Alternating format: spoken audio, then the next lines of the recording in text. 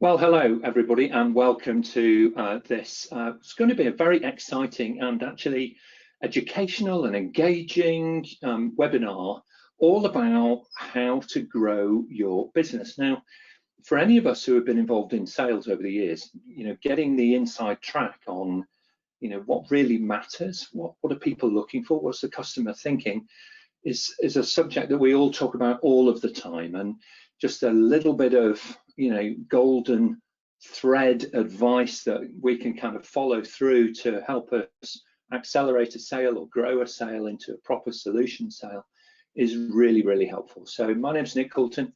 I'm the Chief Operating Officer of APMG, and I'd like to introduce our panel to you today. First of all, I'm going to introduce Darren, who is sitting in front of a fantastic guitar collection and drum kit by the looks of it, and all kinds of different things. So welcome, Darren. Darren is Executive Director for Business Risk and Controls at USAA.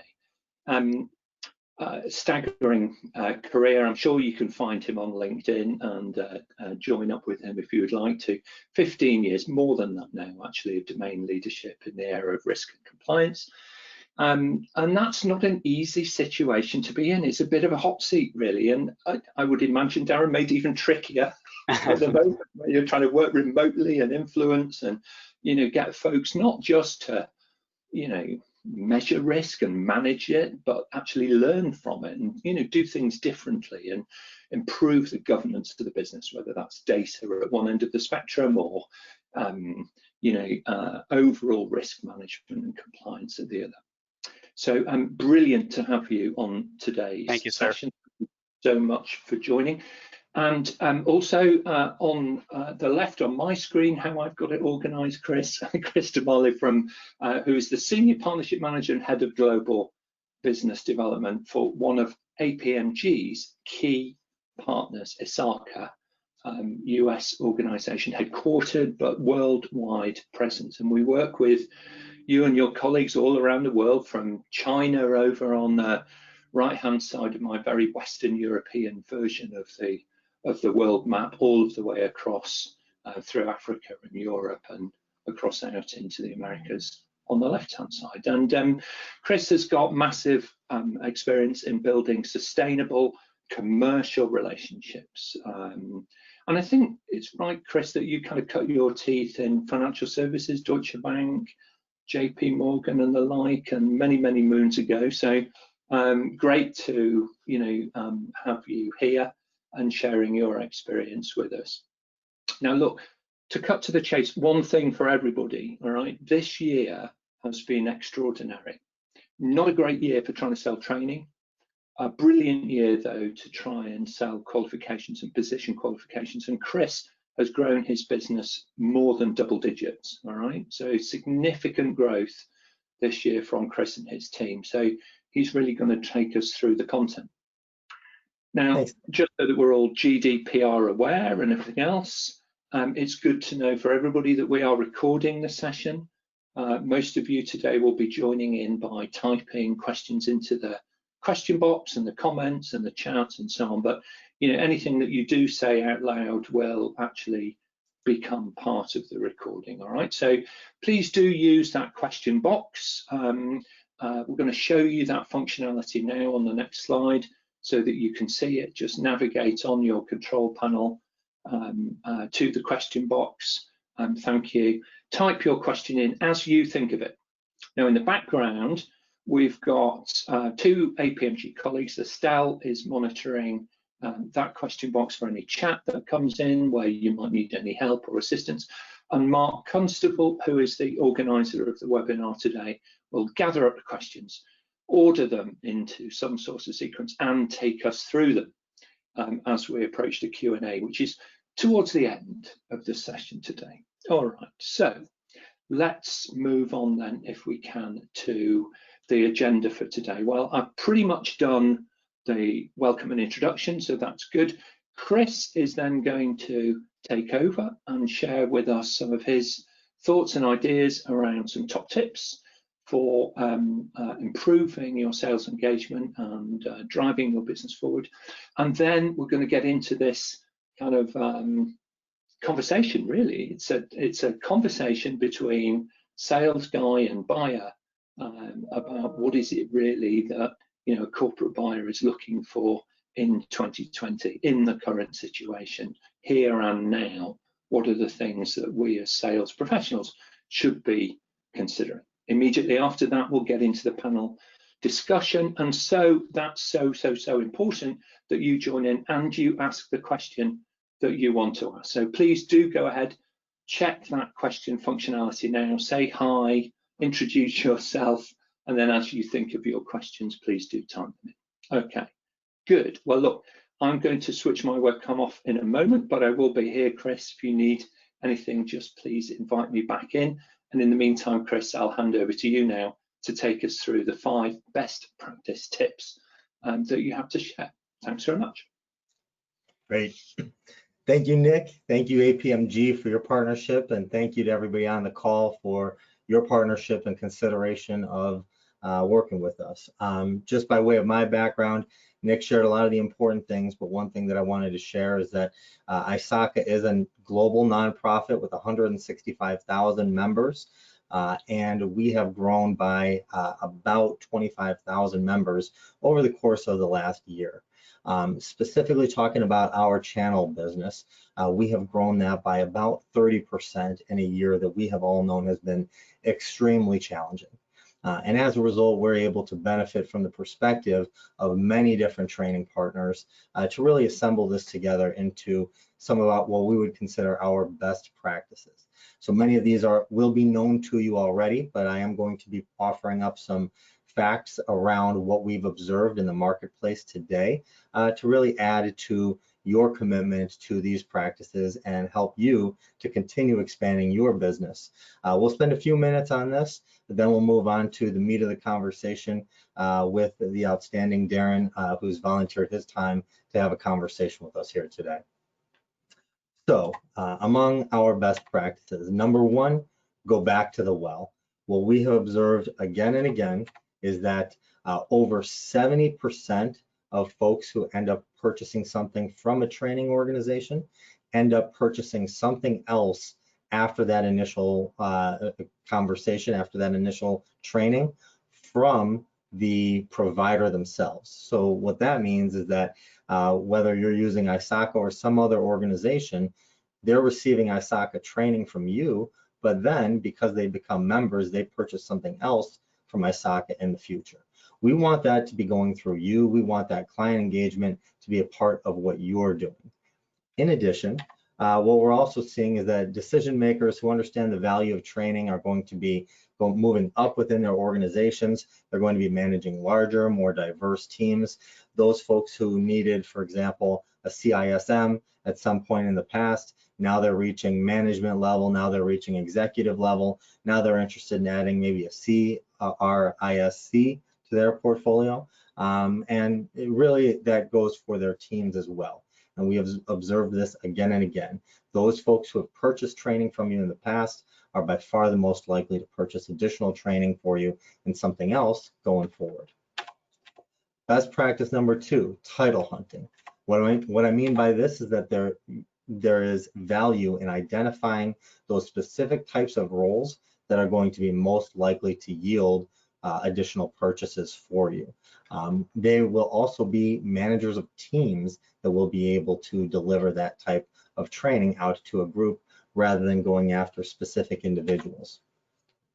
What we've also seen is that movement within a single industry is very common, and there's certain industries that we all know have been targets for training, for IT training. When you're looking at financials, defense, contractors, government, things of that nature, those are folks that definitely stand out. And when we see movement within that industry, that continues to build out your network when you are hunting those specific titles and getting to know those directors and executives. Best practice number 3, develop your champion. And so what we've seen here repeatedly is that your best supporter may need additional support, additional resources in order to gain traction for what they're looking to accomplish. And so think about ways that you can support that person. Think about what is their goal? What is their target? Sometimes it's their personal career. Sometimes it's advancing the capabilities of their team. Many times it's both of those at once. But when you can understand that deeply, you can then give your champion what they need to be able to get traction within that organization at a higher level and gain access to the budgets that are required in order to engage you. Best practice number 4, bundle up. What I mean by this is by packaging things together in one piece, you're able to make your client feel more satisfied that they're getting a better deal. You're able to get additional engagement with that organization so that they'll turn back to you next time that they need training. And many corporate buyers are looking specifically for that tangible result of certification, whether it's membership in an organization, whether it's a certificate, or whether it's passing the exam. This is a focus for many corporate buyers who need to demonstrate the value of the training that they just took, and bundling up allows them to do that in a cost-effective manner. And finally, best practice number 5, focus on differentiators. Many times what we've seen here is that clients don't recognize what's different about different training providers. But when they do see a training provider that stands out, those are the folks that win the business. So focus on what your organization brings that is different than everybody else in the industry. Help your client to understand what is different about that approach. Some examples include accreditation. Some examples include differentiated instructors who bring a unique value to the conversation. Delivery method is one that we've seen very heavily here in 2020. For organizations that have gone out and embraced a more virtual delivery style, those are the ones that have had the most success in 2020. And then of course, service, being able to be there for your clients when they need it is always a key differentiator. And finally, use your vendors to ensure your offer is as strong as possible when you go into the conversation. For ISACA, we support our vendors by giving you all the tools that you need in order to make a sale. And certainly other types of organizations that you'd be looking at, like ISACA, have the ability to deliver that for you too.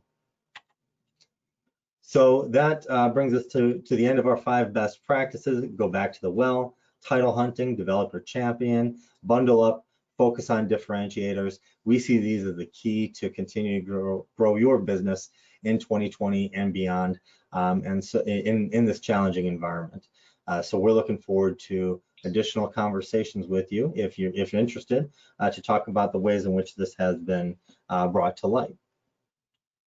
Switching gears.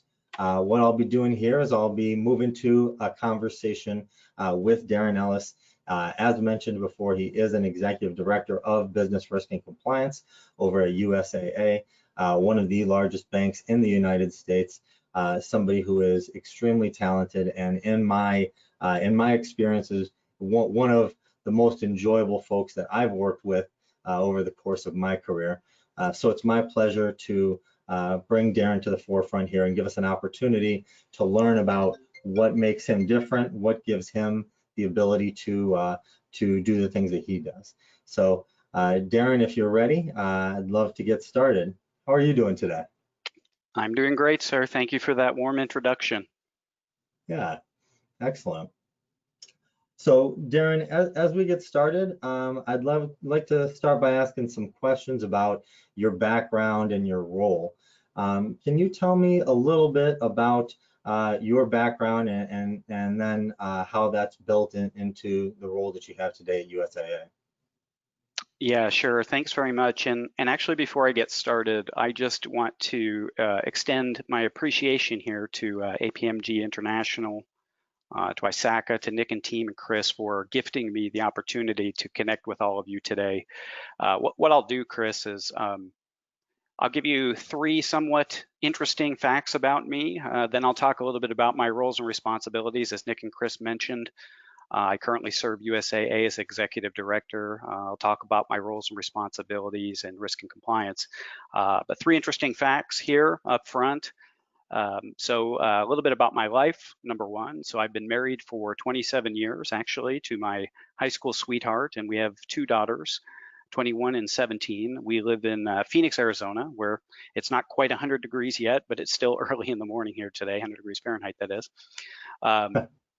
And also, it's debatable on whether I've either lost my hair from my daughters or my career, or maybe a combination of both. I started shaving it a long time ago. So my career. So I've been in financial services, banking, and technology as a professional for about 25 years, having set up, managed, and led organizations and functions all over the world, serving in all lines of defense and many business operation areas as well. For fun, if you're able to see in the background, or maybe heard a little bit of the preamble at the beginning from Nick, I do like to play music, perhaps in another life where there wasn't as much responsibility financially. I might have done that for a living. I've been in several rock and roll bands, having produced and published probably 50 plus songs, many of which are on electronic media right now, and just published one about 3 weeks ago as well. So I also like to play poker, having won a couple of Texas Hold'em tournaments in Las Vegas, but not a World Series bracelet yet. And you'd be surprised in the community of practitioners for risk and compliance how much similarity there is in some of the hobbies and things that we all like to do. And many times we're collectively working on different strategies together. So a little bit about me, 3 things for interesting and fun. As far as my role and responsibility at USAA, I'm very grateful and honored to be part of an organization serving others that serve us. As you all may know, many of our members are military families, and their extended families. And when we do our job well, we protect and serve those who serve us each and every day.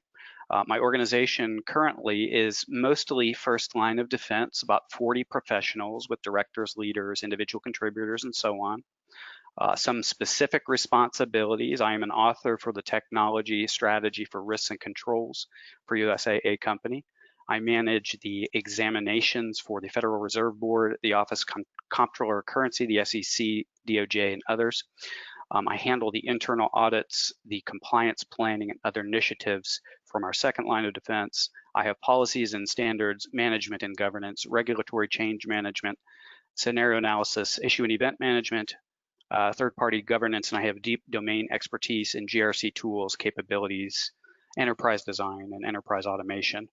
I'm most passionate about knowledge and talent management and people development. And as somebody who is a musician and somebody who's in the role of trying to create an orchestra or a composition of experts with talents being introduced across the board, perhaps one of the greatest things that I can see is the smile on somebody's face when they have endured through something as,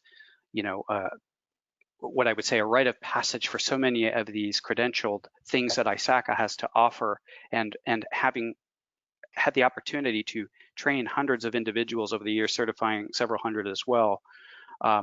That smile, that ability to connect and watching people grow and teach others is perhaps among the most rewarding things I can think of. And I work extra because of that. I often will extend myself here, before hours, after hours, trying to strategize and figure out ways that we can continue to groom and develop talent. And that's part of my passion, my objectives.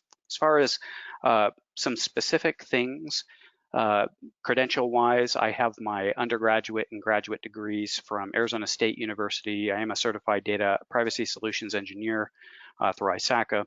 I have a Harvard Leadership Certificate in the executive program, and MIT executive certificates in business process management and data, finishing up some of their executive program right now. So all in all, my journey has been very much one of listening, being humbled, failing, watching, observing, and being appreciative of the many relationships and connections like the one that Chris and I have recently established as I've been part of USAA for the past several years. Great. Thanks, Darren. Yeah, well, those are some of the things that I find most inspiring about you, where you're obviously passionate about education, but not just for your people, but for yourself as well. You lead by example. So I'd love to explore a little bit on your decision-making process. When you're considering an education or training to hold for your folks, can you tell us a little bit about what factors go into the next decision that you make when you engage with the training or education provider? Yeah, very, very good question. So the first thing that I think of is, from an organizational perspective, it's very important for me to help the organization develop an identity and a long-term vision for how they are going to utilize, for example, our ability to bring the ISACA credentialing and certifications into the organization to enrich our talent. So creating a long-term vision and strategy, what I would say is a strong foundation, okay, where individuals and companies can duly identify with the fact that, hey, we have something that we are creating in terms of a strategy and or a plan. And it isn't based on one course. It isn't based on 2 courses.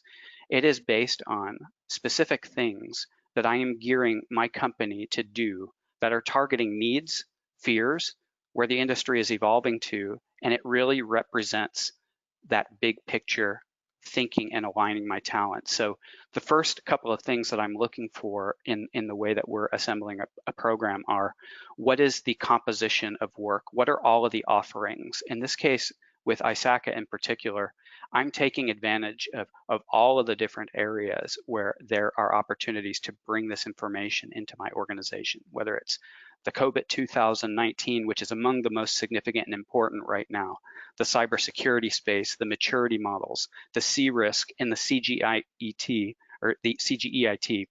So specifically, if I think about the body of work from the COBIT 2019, and I think about foundation, I can start to identify my organization, how I want to assemble the organization structurally by domain and by function.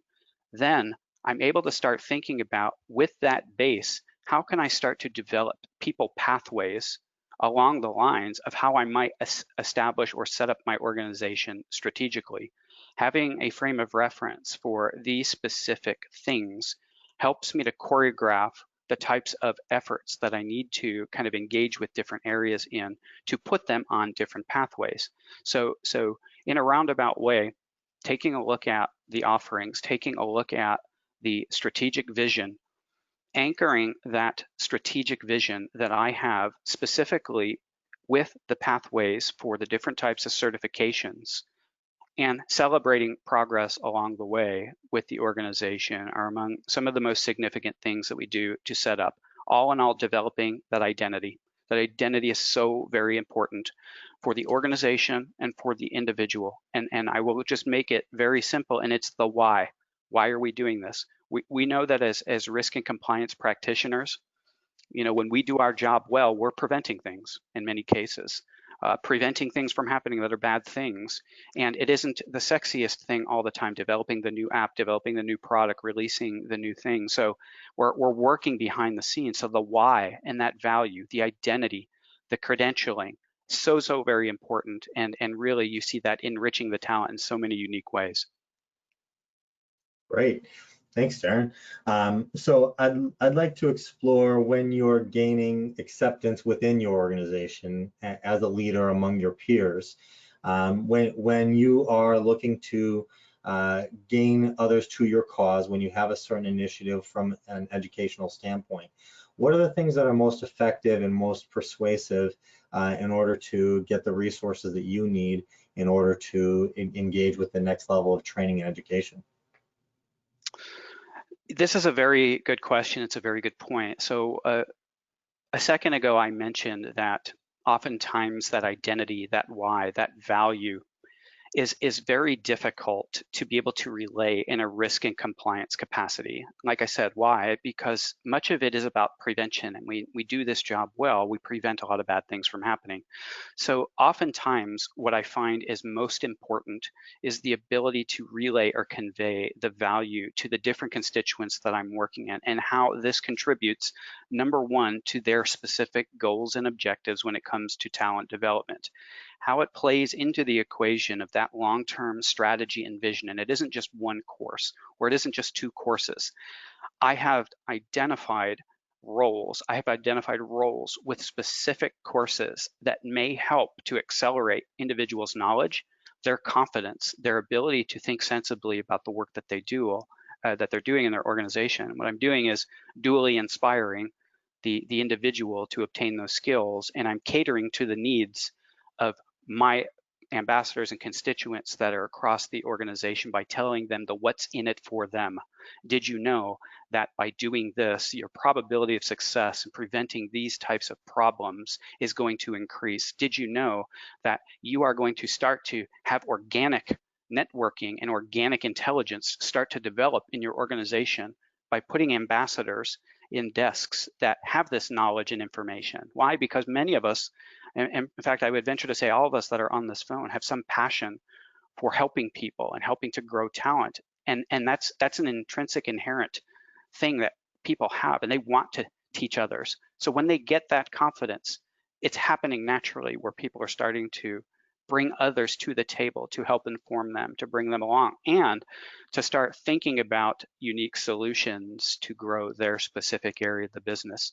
So innovative takes on a shape, growing the portfolio takes on a new shape, and what winds up happening are things that you really can't envision at the start. But really what's key is connecting with my constituents in a very simple way about, here is what you have as an opportunity ahead of you. You can grow your talent and development long-term strategy. Here are your specific positions in your organization. With these specific positions, these would be wonderful courses to groom your individuals in on a pathway over time. Establish ambassadors for each of those pathway areas. Put together communities of practice where people could start talking as professionals, to get involved, to be involved in that exchange of what if and how about if this happens, and a 5% shift or lift in that thought process or an idea is a huge, huge advancement for an organization and maturity. And I can't underscore the importance of that happening naturally, because when you have people at the helm, and I'd like to think that I inspire individuals to be able to do this, but when they see that inspiration, they take that inspiration forward as well. And that's the enthusiasm, that's the smile, that's the excitement.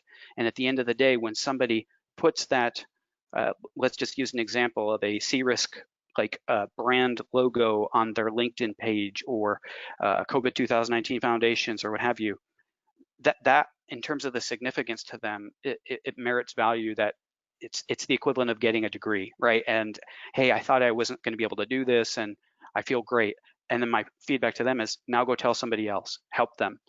And then that ripple effect is really what creates that strong culture. So culture, talent development and growth, long-term strategy, and being in a position to have individuals be at the helm to explain the why. And as people that are involved in consulting with, perhaps even selling or advising clients, that why, that simplicity, breaking things down for people, that long-term pathway, what's good for these different types of roles and what makes sense, having what I would go so far as to say case studies of different companies of similar size or similar composition, what they've done to be successful, and helping finesse that a little bit, because the buyer sometimes is struggling with what the value is. It's hard, especially in a risk and compliance space. So that's perhaps a little bit there on a couple of points from the first question and this one as well.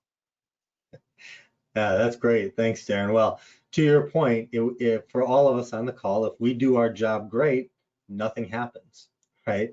We're about prevention, and we want to ensure that those things continue to happen. And therefore, there's a lot of value in understanding where this education comes from and how it can help your teams to expand that value. So I'd love to talk a little bit. You mentioned the case study concept. And so if you could you give us an example of a successful training that you've had delivered, really just with a focus on the outcomes, but the type of story, the type of case study that our listeners can share with their clients to say, hey, when we went down this route, this was an outcome that we achieved together. Is there anything that you'd like to share from that standpoint, Darren?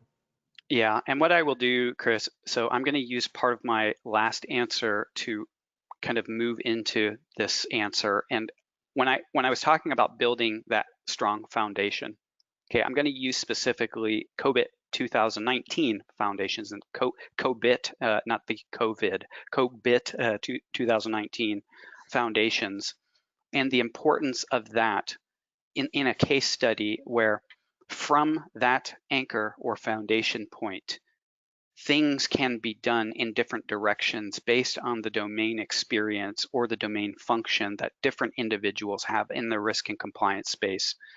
For many folks here on the call, if you've been through the COBIT material over the years, the 4, the 5, the most recent with the 2019 work, you've seen the evolution of things from a COBIT, Val IT, Risk IT into this what I would say a very bountiful framework of information that is essential for organizations to know and to understand. And it would behoove everybody who is in the business of risk and compliance, not only with technology, but with data, with privacy, with service continuity, with third party, all of these areas of fear, to really read and understand the elements of the COBIT 2019s as a foundation. Why?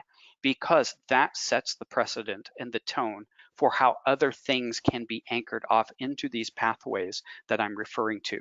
A case study, COBIT 2019 Foundations Training Webinars starts with 15 people as a small cohort to get an idea of what this is. Then there is an immediate afterwards, we need that in our area. From there, 5 or 6 additional bolt-ons incrementally of 25 upwards to, I would go so far as to say 75 cohort courses being developed for foundations off of a buzz. Why? Because the content and the underlying material is essential, control objectives, metrics, domain provisioning, all of the things that are related to how you would set up the construct of an organization, foundations. Built off of that, you have many different anchor points now that naturally start to take shape when you have ambassadors sitting at the helm to be able to tell folks, okay, so you have domain experience in third party.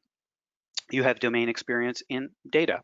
You have domain experience in privacy. You have domain experience in risk and controls, developing control objectives, test scripts, and other things. Guess what?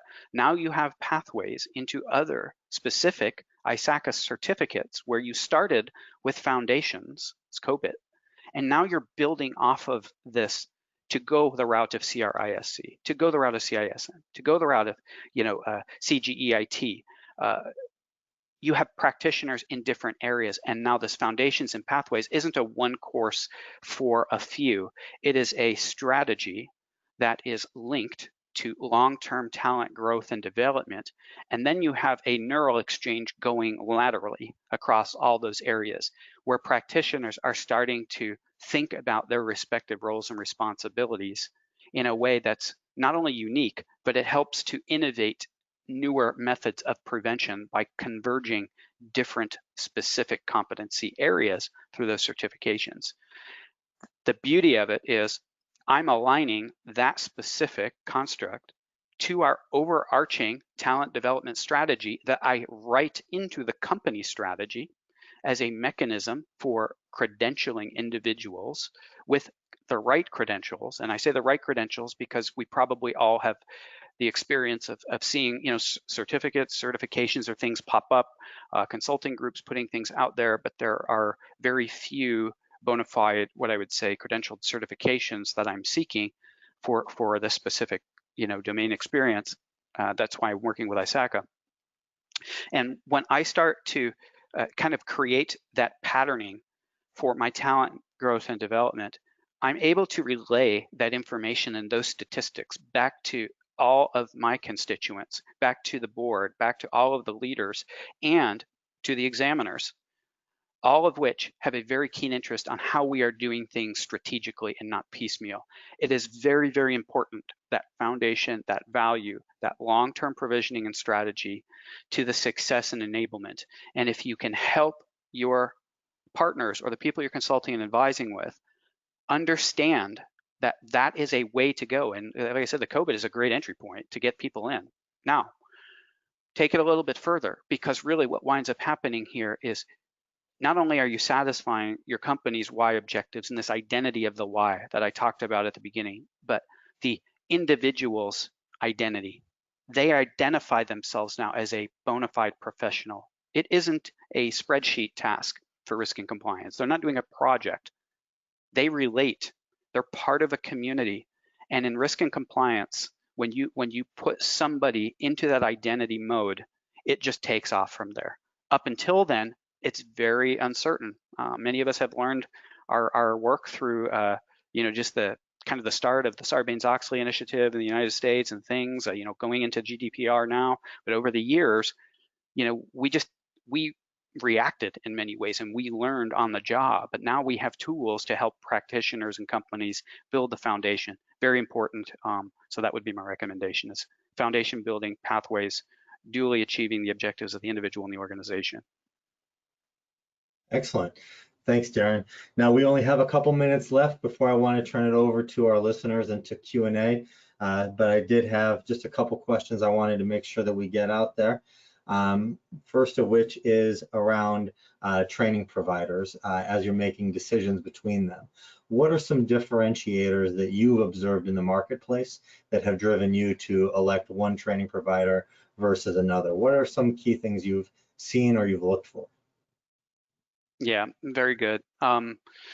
So I would say it's changed a little bit recently because of the pandemic situation that we're in right now. I would say one of the things that is fundamental and is unwavering is the accreditation and the credentialing. We are not compromising on our ability to bring in folks like ISACA credentialed groups to take care of our individuals in their development. It's a trust thing in many ways, but it also is very purposeful and very important. So maintaining a line of sight on what is credentialed, what is evolving at pace of the industry, and the fact that I know personally that there are many, and I've worked with many of the individuals who have authored in on some of the materials, and I know their contributions to risk and compliance. So I think that is a very, very key thing. Convenience. Obviously, this is nothing new. Convenience is very, very important. 4 or 5 months ago, if you would have asked me what's going to happen with training now that we're in a pandemic and everybody's working from home, I would have probably said, well, we're probably going to have to scale back a little bit, and we're going to have to just kind of see what's going on and where people are going. In fact, the exact opposite happened, right? What I saw in my company is, hey, we've got some time here. I'm at my desk. I'm trying to figure out how to optimize my development time as well. I'm already here. I want to go through a web-based training. The economies of scale for web-based training, the convenience of that, I've seen a tenfold increase in people wanting to get their hands on the ISACA material web-based. I didn't predict that going into this year, and I didn't have the wherewithal when the pandemic first started to make that connection. But now that that's there, I'm starting to see a little bit more about how this is mobilizing. And just 2 weeks ago, I had a contact connect me that I talked with about a year ago from one of our business partner areas to say, hey, look, I want to do 2 courses in this, but it has to be web-based. And I said, fantastic. So we coordinated that, linked it to their overall strategy, put their metrics down, and then we're relaying it back. So those are a couple of very important things. And I would say the flexibility and convenience that goes into this, what I would say would have been maybe a 10 to 20% interest in kind of the web-based versus the course-based type of work because of the nature that we had before, because people liked to get together as a cohort to work together in what we call boot camp training for different things, has now literally shifted to the inverse of 80%, all wanting it. They're still doing the boot camp, they're just doing it as a boot camp cohort online with effective tools to be able to guide them there. So I would say that the flexibility, the convenience, the credentialing, very, very important components, and of course along the way helping to link the why or the value for individuals. Mm-hmm. Fantastic. And so Darren, my last question before we go over to Nick and open it up for Q&A. where can our listeners meet more innovative business risk leaders like yourself? Do you have any recommendations? That is a good question, and I might have answered that a couple of different ways in the past. So I would have normally said, things like different conventions that are hosted, GRC. These are all the same types of things that you're probably already targeting, and likely areas that are very much, yeah, okay, we understand those, Darren. But apart from that, I think it's about observing and watching and talking with your network of individuals, talking with individuals like Chris and other people that are connected in, that see things evolving, and that they have an idea of where different companies are on their journey. Getting some insights there. I think it's a very tricky question to answer now in this period of time, where to go. Because some of the things may not be as value add. I think there's probably some insights or some valuable nuggets that you can get from different communities of practice and other things. But I think if you're keeping your sights on what's happening with risk and trends in the industry and acknowledging the fear areas where there are, I'll say, data, privacy, third party, cyber, very big, looking at those types of things as domain areas to focus in on, watching the news, seeing where there are public enforcement actions and other things happening, perhaps from a regulatory perspective, and highlighting some of the connection points between here's what we can do in our ability to consult with you by saying, hey, look, we understand kind of the situation that you're in with compliance. Let's use a partner or I would say a competitor bank that may be in the news that they have had some risk and compliance challenges in a specific area, yet you have some connection that you're able to make to say, listen, a case study with a specific client that had a similar challenge where regulators were concerned, company was concerned, they put together this overarching strategy that utilized COBA 2000 foundations, plus a CISM, a cyber, and a third-party component. They created this proposal internally to link it to their talent development, shared it internally, shared it with examiners, and it was very valuable. So I think part of it is going to be research-based, targeting news, targeting what's current, because if you go with a standard, hey, I'm going to go to a convention, go to a course, go to a class, and try to meet people, your probability may be okay, but your probability is vastly going to improve when you target the fear and you target the now with the different companies. So I would say that keep your sights on what's evolving in the industry and the news. Target those risk management kind of and compliance exposure points, threats, and fears, and I think you'll be in really good shape. Fantastic. Darren, really appreciate your time on this. It's always a pleasure and enlightening to speak with you. And at this point, we'll pass the ball over to Nick, who's been getting some feedback from our listeners. We'll move into a Q&A session. Nick, are you ready? I think we are. Yeah, thank you very much indeed. And Darren, fascinating, to hear your insight and the way in which we should be thinking. And I agree with you. Who would have thought that a virus would be the catalyst for digital transformation in the way in which it has? Quite extraordinary, really. So, and by the way, I don't think it's over just yet. So more to come on that, I think. Mark, you've been looking at the questions that we've been getting in. Would you like to, read out the first question and let us know, to whom it's aimed? Certainly, thanks, Nick. The first one I think is for Chris. And John would like to discuss figures. So specifically, does ISACA know how many students go down the self-study route as opposed to how many attend classroom or live online sessions? Is there support that ISACA can offer its ATOs, particularly addressing e-learning as a solution for ATOs to offer?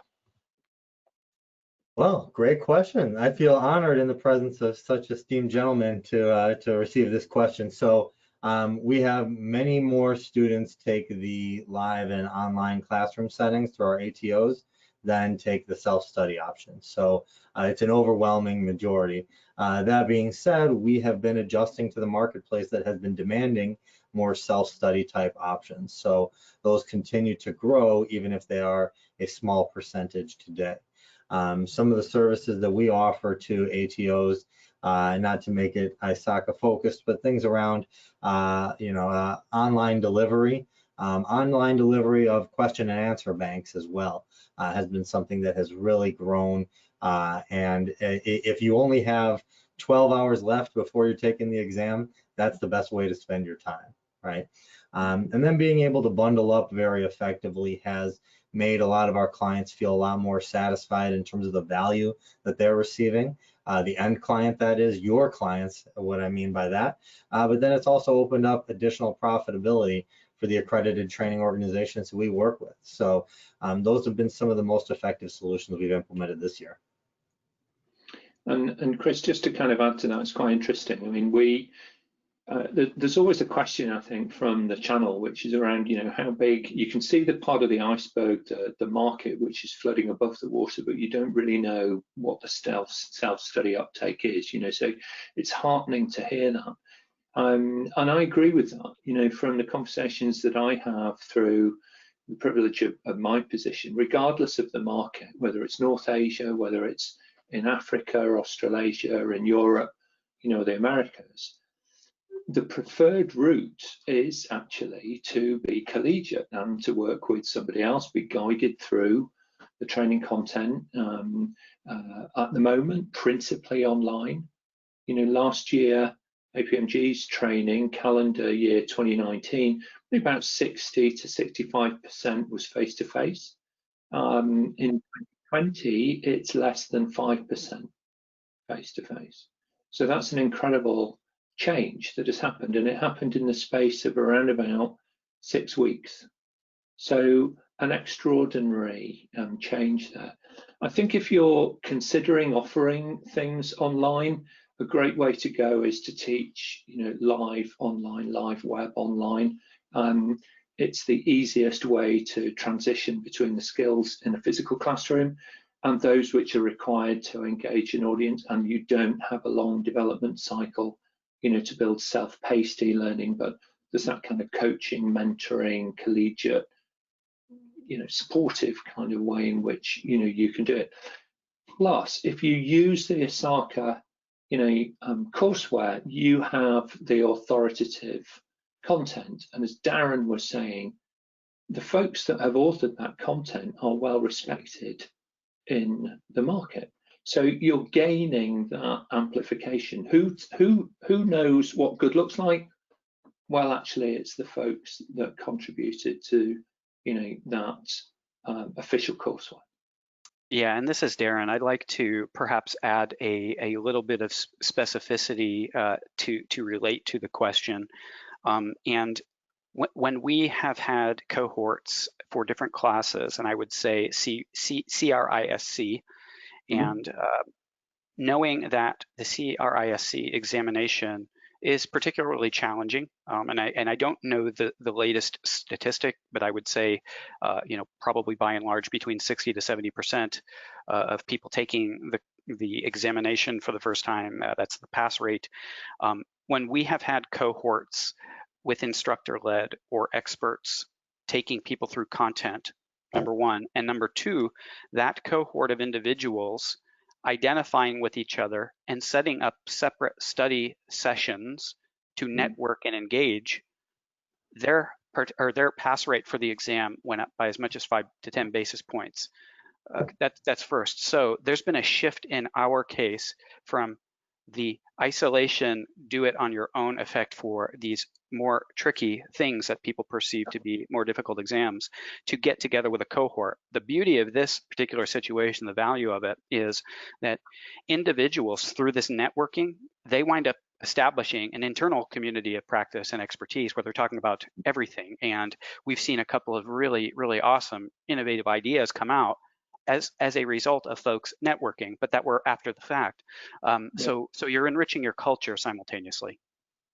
I really agree with that. And one last comment on this, Mark, before we go to the next question. is that sometimes folks who are, mid-career, who come to take the qualification because, they want to be able to demonstrate, their competency capability in the workplace, they bring a certain preconceived perception about some of the topics. And so if you're just self-studying, that's unlikely to be challenged. So you may go into the examination with a good answer to some of the questions, but possibly not the correct one, or indeed the best answer to some of the questions, which are deliberately designed to challenge, to ensure that there is that kind of standardization. So just bear that in mind. Those are all great reasons as to why be guided through the learning, by an expert. So yeah, okay, well, very good. Thank you very much, gentlemen, for your thoughts on that. Mark, what's the next question, please? Thanks, Nick. Next one is one for Darren. In a highly regulated environment, how important is it to demonstrate that employees have mastered a topic with a qualification or certification, rather than simply attending a training course without any objective evaluation of what they learned? Yeah, it's a very good point. And what we have done in the presence of examiners and outlining things is rather than giving the examiners a result of, hey, we've trained certain individuals as a count and saying, hey, this is great, right? We've done this type of training and we got these many people certified.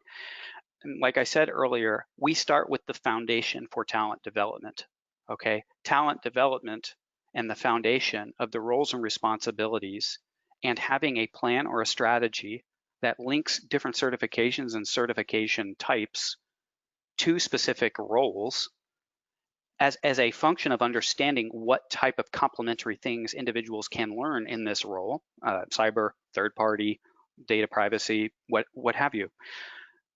You are basically setting the strategy and that momentum, and then what you're winding up doing is relaying the results of your plan against that strategy, whether it's the basis of something that's certification based for the role or the responsibility, or complementary, what's going on internally with any competency-based training or things that are compulsories that you need to do internally, and then any other ancillary contributions or things that are happening by proxy of cross-pollinating that training and that convergence.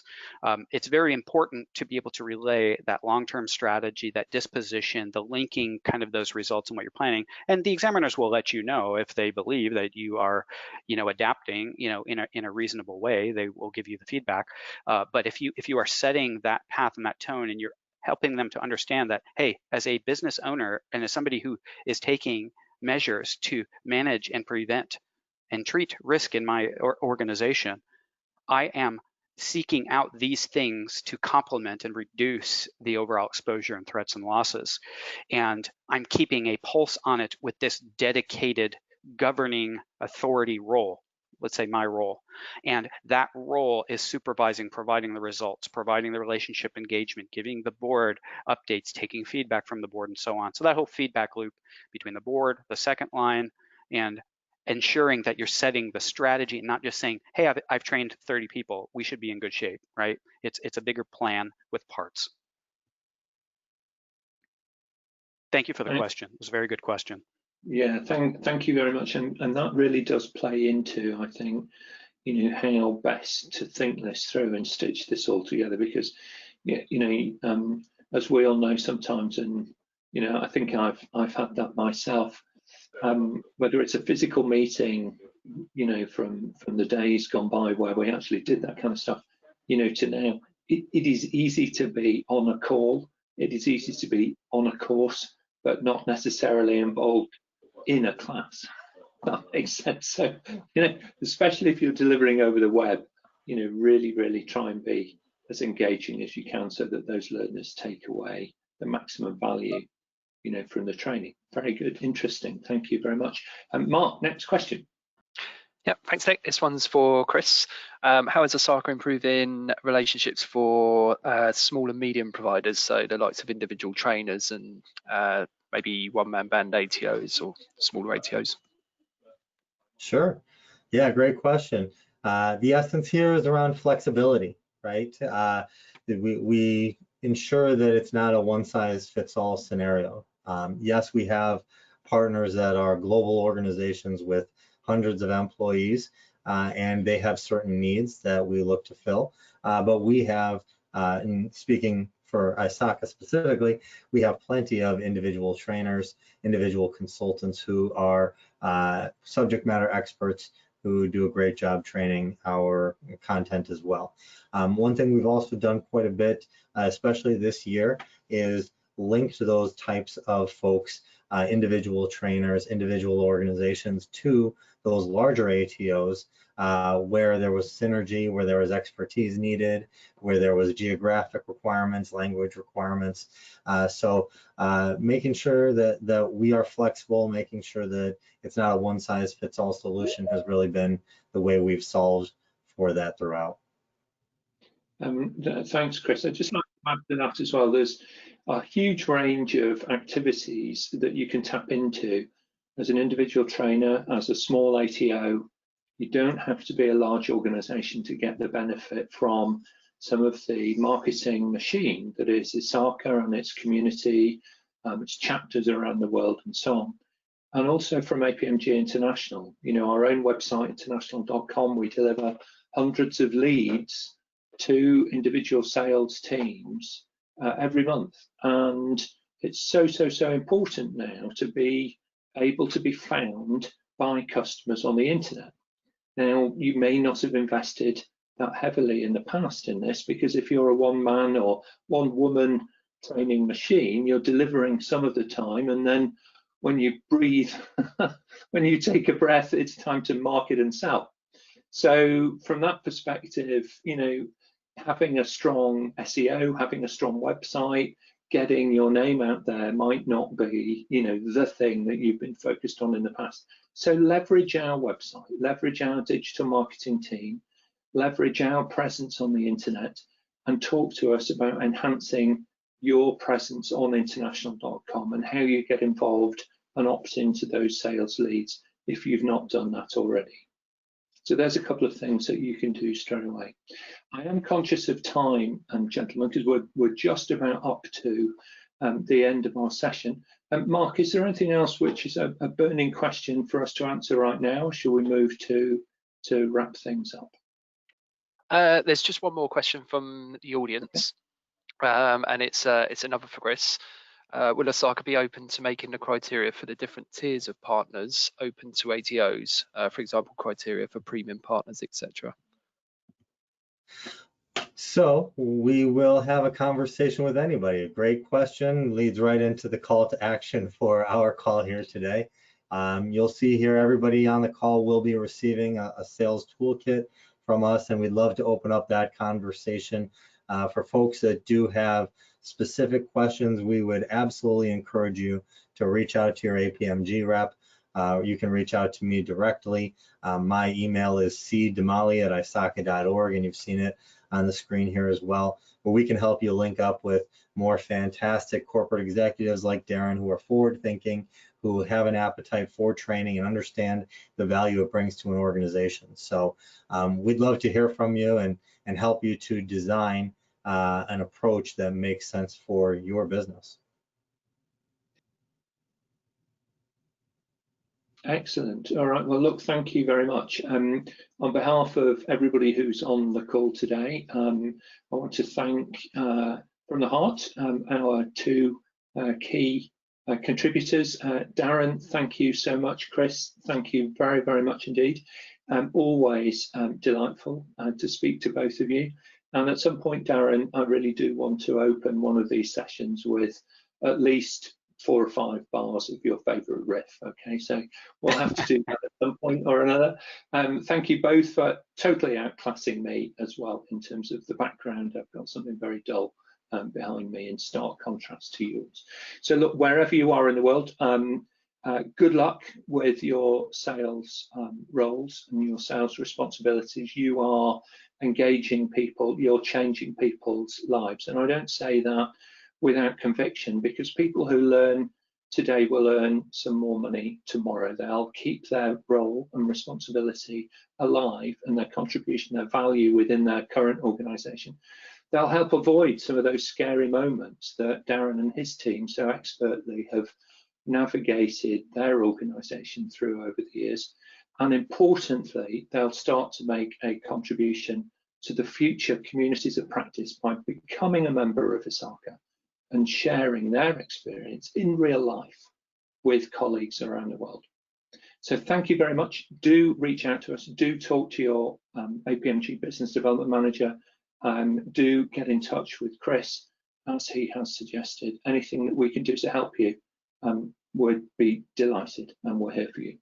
Thanks very much, everybody. Enjoy the rest of your day. Thank you. Bye-bye now. Bye-bye. Thank you, everybody. Thanks, everybody.